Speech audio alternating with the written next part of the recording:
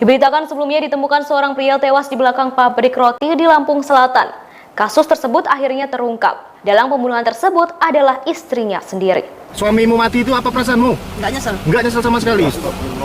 Bangga ya, Pak? Mbak, merdeka. Apa yang kamu rasa? Apa sekarang? Kalian dirasain. Enggak ada yang dirasain. Bahagia. Lega. Masa bagaimana? Apa? Lega. Lega.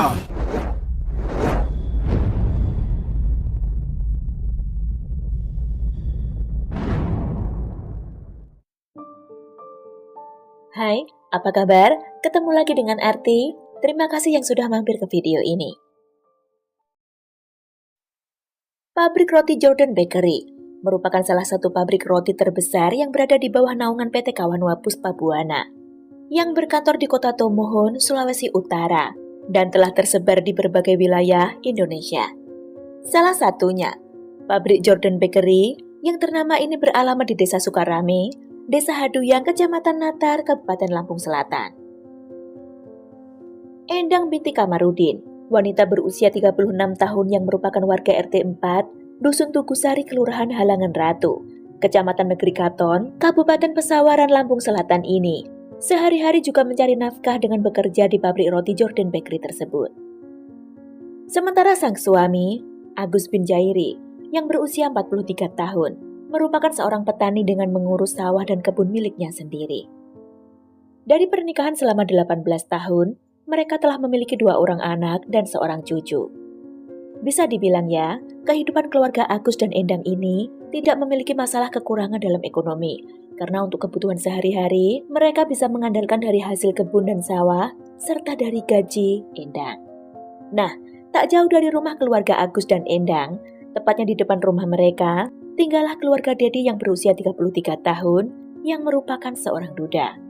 Hubungan antara keluarga Agus dan Dedi ini baik ya, kadang suka cerita-cerita masalah masing-masing dan sebagainya. Setiap pagi, Agus yang dikenal sebagai seorang petani yang ulet dan tekun ini akan pergi ke kebun dan sawahnya untuk bertani. Jadi Agus ini akan pergi dari rumah pagi-pagi sekali ya. Biasanya habis subuh ia akan berangkat karena jarak kebun dan sawahnya cukup jauh dari rumahnya. Sementara Endang, si istri juga akan pergi bekerja ke pabrik roti Jordan Bakery yang berjarak kurang lebih sekitar 15 km dari rumahnya pada sekitar pukul 7 pagi. Semula, awalnya kehidupan rumah tangga mereka ini tampak baik-baik saja. Tak pernah tampak ada masalah serius di dalamnya. Hingga tiba di hari Selasa sekitar pukul 10 pagi, 18 Februari 2020. Warga yang tinggal di sekitar pabrik Jordan Bakery tempat Endang bekerja, seketika gempar ketika salah seorang warga tak sengaja menemukan sesosok tubuh pria bersimbah darah berada sekitar 50 meteran di belakang pabrik roti tersebut. Berbadan tinggi besar, tertelungkup tak jauh dari sepeda motornya, si pria malang tersebut ternyata sudah tak bernyawa. Penemuan tersebut segera dilaporkan ke kepolisian setempat, tepatnya ke Polsek Natar, yang segera mendatangi TKP beberapa saat kemudian. Saat itu, tak ditemukan identitas apapun di sekitar korban. Namun, polisi menemukan 1 unit sepeda motor dan sebuah ponsel. Dari ponsel tersebutlah, akhirnya petugas berhasil menguak identitas si pria malang itu, yang tak lain ternyata adalah Agus bin Jairi, suami dari Endang. Polisi memperkirakan, Agus meninggal sekitar 6 atau 8 jam sebelum ia ditemukan.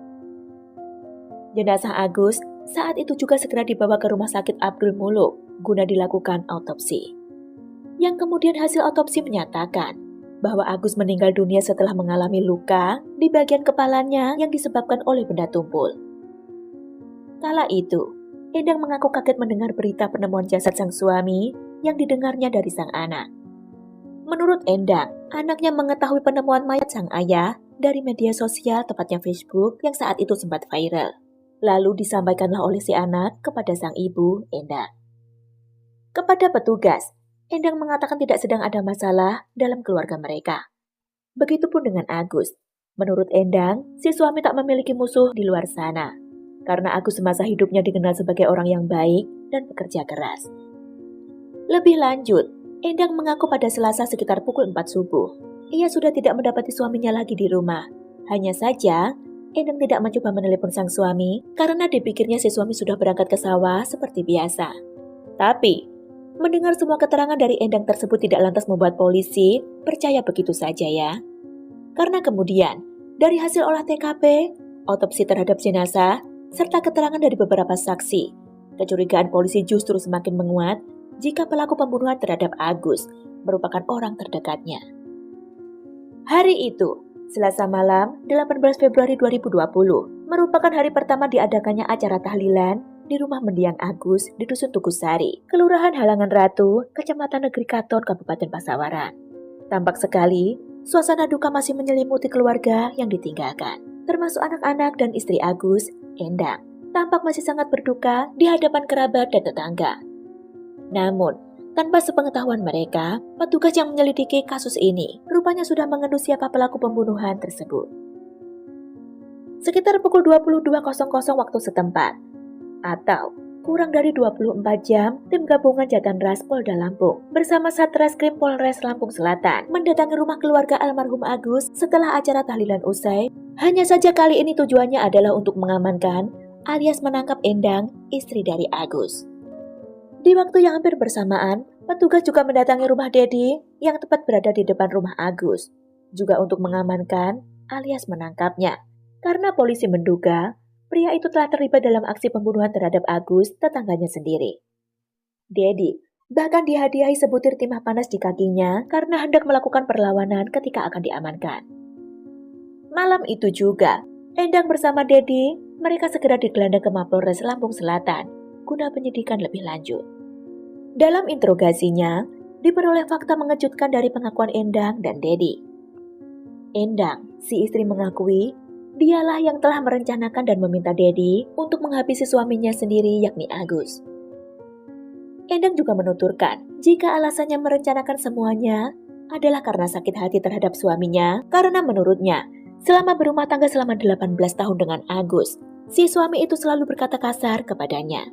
Karena sakit hati. Sakit hati? Iya. Kenapa, Bu? Kenapa, Bu, sakit hatinya? Iya, sakit.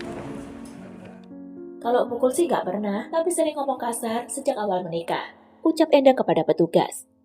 Masih dari keterangan Endang, ia mengatakan jika pembunuhan terhadap suaminya sudah direncanakannya dengan Dedi sejak 2 bulan sebelumnya.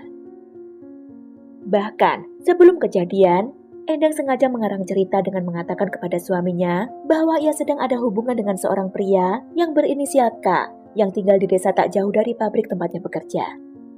Mendengar pengakuan Endang tersebut, Agus tentu merasa cemburu dan marah. Karena itu kemudian sering terjadi cekcok antara Endang dan suaminya. Lantas, Agus yang memang biasa cerita-cerita dengan Dedi tetangganya, kemudian menceritakan kepada Dedi perihal kecemburuannya itu dan juga perihal sakit hatinya terhadap pria yang diketahuinya berinisial K. Tanpa sepengetahuan Agus, perselingkuhan istrinya dengan pria berinisial K tersebut hanyalah rekayasa karangan merupakan bagian dari rencana yang disusun oleh Endang istrinya sendiri dengan Dedi untuk memancing kemarahan Agus saja. Karena sebenarnya, Endang dan Dedi lah yang telah berselingkuh sejak setahun terakhir tanpa sepengetahuan Agus. Karena perasaan cinta yang semakin mendalam, Endang dan Dedi lantas membuat skenario untuk menyingkirkan Agus suami sah dari Endang. Sementara dari keterangan Dedi kepada petugas, ia menuturkan jika hubungannya dengan Endang, istri tetangganya sendiri tersebut, benar sudah dijalaninya sejak setahun terakhir. Ya biasa, Pak. Suaminya pergi membajak ke sawah. Saya membajak istrinya di rumah. Ucap Dedi kepada petugas tanpa rasa malu.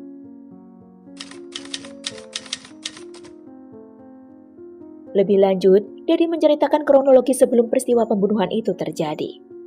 Pada Senin malam, 17 Februari 2020, Dedi sengaja datang ke rumah Agus untuk bertamu. Ketika itu ia menanyakan perihal rasa sakit hati Agus pada sosok pria yang dikatakan berinisial K yang diduga merupakan selingkuhan istrinya. Dedi juga sengaja mengarang cerita dengan mengatakan pada Agus bahwa pada jam 1 dini hari nanti, Endang akan janjian ketemuan dengan K di dekat pabrik roti tempat Endang bekerja. Lalu, Dedi menawarkan diri untuk menemani Agus mendatangi K ke rumahnya untuk membuat perhitungan. Agus yang termakan tipu muslihat Dedi, lalu pergi bersama Dedi dengan membawa sebuah golok, beriringan pergi dengan sepeda motor masing-masing untuk menemui si pria berinisial K. ketika sampai di belakang pabrik Jordan Bakery, tepatnya di Desa Sukarame, Desa Haduyang, Kecamatan Natar. Agus menghentikan motornya, bermaksud untuk membuang air kecil sebentar. Saat itulah, dari arah belakang Dedi memukul bagian kepala Agus dengan shockbreaker sepeda motor yang telah dibawanya dari rumah, hingga membuat Agus ambruk seketika.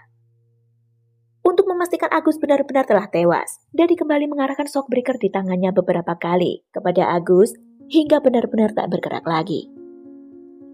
Dedi lalu membuang alat yang digunakannya untuk menghabisi nyawa Agus di sebuah parit yang tak jauh dari lokasi kejadian.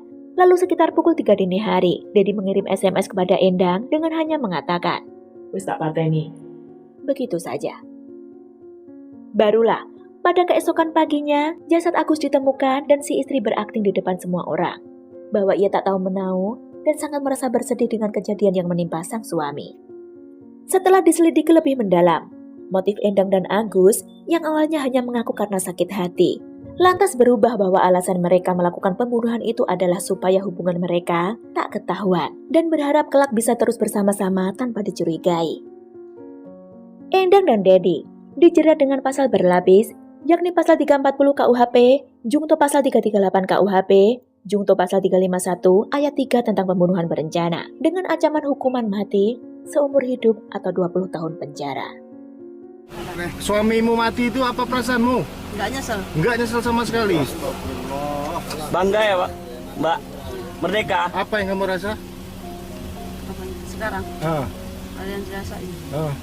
Enggak ada yang dirasain. Bahagia. Lega. Masa bagaimana? Apa? Lega. Lega.